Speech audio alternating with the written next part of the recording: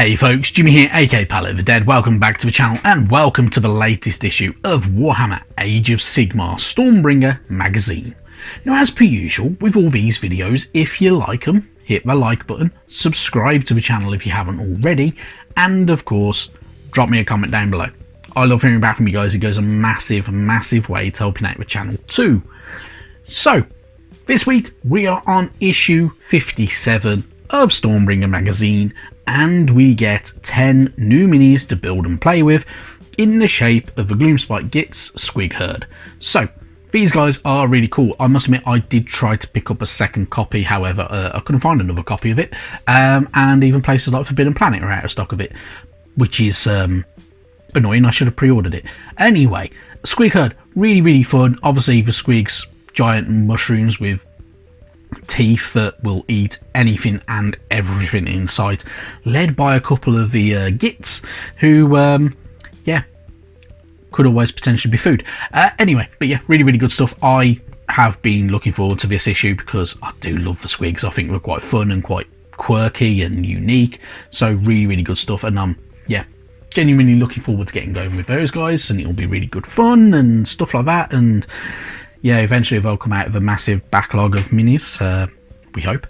Anywho, going into this week's issue, first off, we are greeted by the Flesh Eater Courts. So, across the war-ravaged lands under torrid skies, the Flesh Eater Courts shamble to war. These deluded cannibals blight all of the mortal realms except Azir, and no mortals are safe from their deadly hunger. On the ground, crypt ghouls and courtiers trudge forward, their mouths dripping with fresh blood, and their eyes staring wide. Above them, zombie dragons and crypt flayers circle in the skies on leathery wings. At the head of the host is an abhorrent vampire, the cause of their delusions and their lord and master. So, the Flesh Eater Courts, one of the factions of the dead. Obviously it's had a big recent update and the magazine's not really quite reflecting that, but yeah, the most recent update has been a whole host of new Flesh Eater Courts minis. So you've got the new kind of Usharan, Mortarch of Delusion, who's kind of a new big figurehead for the Flesh Eater Courts. And you have new abhorrent courtiers and a judge and decapitator and all that type of stuff, because they're all nuts. If you encounter any of the stories regarding them in the mortal realms, genuinely they do have a delusion about them. So there is one of the Gotrek Gurnison novels, I've forgotten which one it is, but yeah, he basically encounters them in Shyish, and yeah, this one's a whole host of nuts because they are led by a creature who believes he's regal and everything, and that he's still alive and still normal, and everybody else is a monster, and he has these delusions when he's killing people, and then all of a sudden he feels really hungry, and then he's at a banquet all of a sudden and he's eating, and turns out he's actually just tearing the flesh off of whoever he's just killed. But yeah, really interesting and very unusual and completely and utterly insane, which is really good, and they're quite fun. The only downside is the old crypt ghouls are horrible to build. They're a bit of a pain in the ass. I did not enjoy them when I had a load of them, but yeah, otherwise they're quite fun. I've got one of the abhorrent Archregents somewhere, which is a really good mini and was really good fun to paint. But yeah, really good stuff. Anyway, moving forward, as per usual, we keep on. So on the other page we get a bit more information about the Flesh Eater Courts, that they believe that they are a valiant society, and led by just kings and knightly aristocrats, as I've pretty much just said. There are different domains. So there is Morgaunt. So they are descended from a noble and chivalric society. Although they have fallen into the vile delusions of the Flesh Eaters, they believe they are still honourable people. Then there is Blisterskin, who are descended from a line of religious fanatics who worshipped the light of Haish. When the Age of Chaos dawned, their fervour increased as their desperation grew. Then there is Hollow Morn, So legends say that the Hollowmorn are a remnant of a society of knights errant. When their quest failed, leading them into starvation and ruin, they became easy prey for the abhorrent masters of flesh-eater courts. And then there is Gristlegore. So the Gristlegore were once a people of peace, known as the Tranquil Kingdoms. They consciously rose above their base nature to live in harmony until, becoming a chaos. Anyway, moving on, we get our Squig Herd page. So obviously you get to see the Squig Herd in their all full painted GW glory. So yeah, really, really good fun. Obviously, the mushroom, kind of walking mushrooms with big, massive teeth, and as you can tell, even the grots aren't safe. But yeah, really cool, and genuinely one of the more fun minis that we could possibly get. Obviously, you can give them a name and you can give them their traits as per usual. Have a bit of fun with it. Really good stuff. Moving on though, we get more information about the realm, so you can do your hero origins for any champions of Shyish. This can obviously be utilised for your Stormcast Eternals, for instance. So they could have been from Shyish, or you could have your Caradron Overlords from Shyish, or even your Sylvaneth from Shyish, and they could all be from around about there if you wish to. And you can also do your unit origins and your creature origins and all that type of stuff as well. So, but yeah, it's a little bit of a way of giving you a new lease of life to your minis and your own kind of backstory. So yeah, why not? Then you've got your build guide. So obviously there are quite a lot of small pieces with these because these are small guys on their 25mm bases. It's a case of building them all up and obviously keeping track of everything.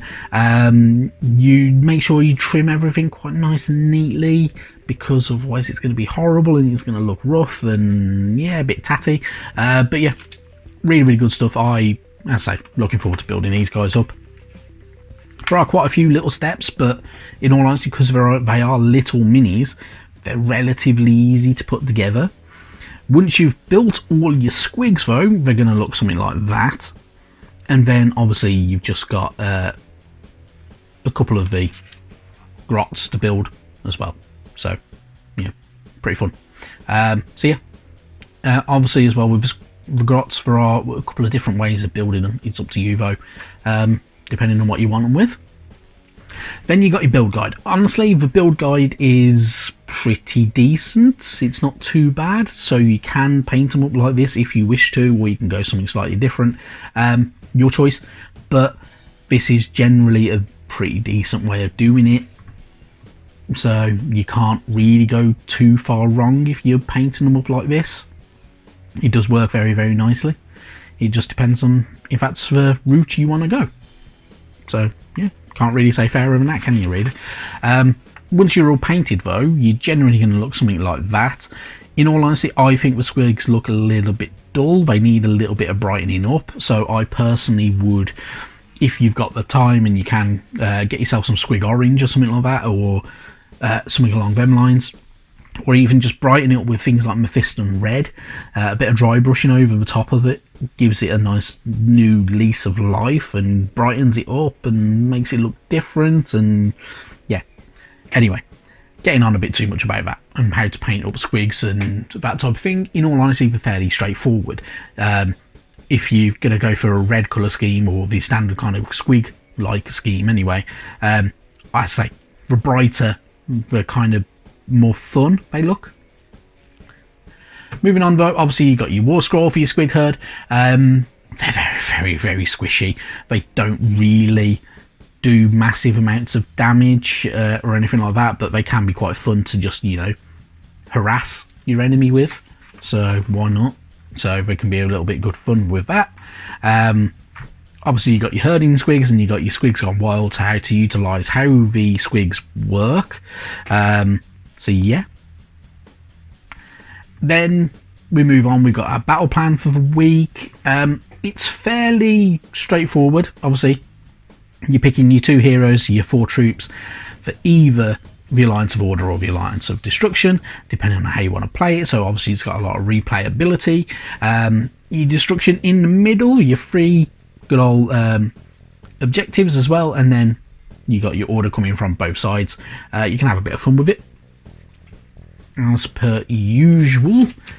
And then we have a core tactics page. So the core tactics page, so all about movement, army selection and fight order. So it gives you a bit more information about how to utilize them. So line holders, line breakers, how to utilize their movement, army selection, force multipliers, all rounders, disruptors and all that type of stuff. So, and how to utilize all of them, and kind of be giving you a bit of a hint of the kind of more interesting ways of how to build up an army. So obviously you want things that are going to hold lines, you want things that are going to break the line, so you want the hard hitters.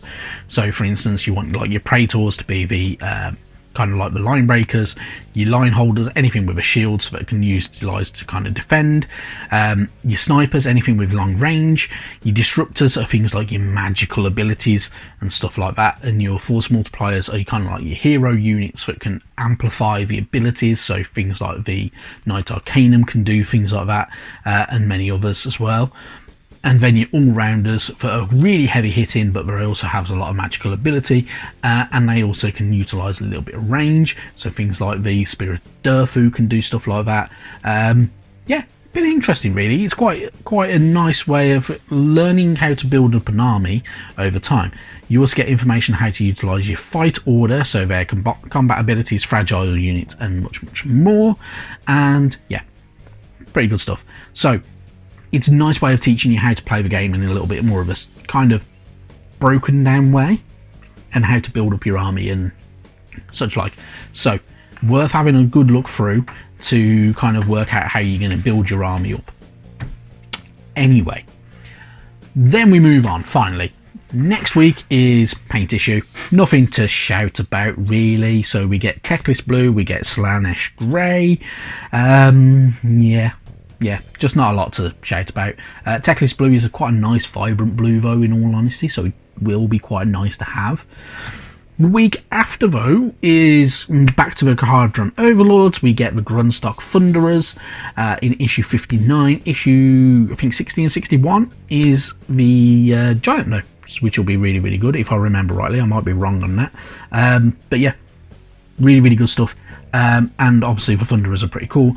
Obviously, if you don't want to paint up your good old Kharadron Overlords in that paint scheme, you can obviously do different paint schemes and how you want, depending on which Skyport you want to represent and such like. Kind of how I will be, in all honesty. Anyway, that is entirely it from me this week. I kept rambling on a little bit too long. But anyway, thank you very much for watching. And obviously, there is announcements tomorrow morning. I may, if I get the opportunity, to do a very quick short video about it, but we'll see. Anyway, thank you very much for watching. I'll see you next time. Bye bye now.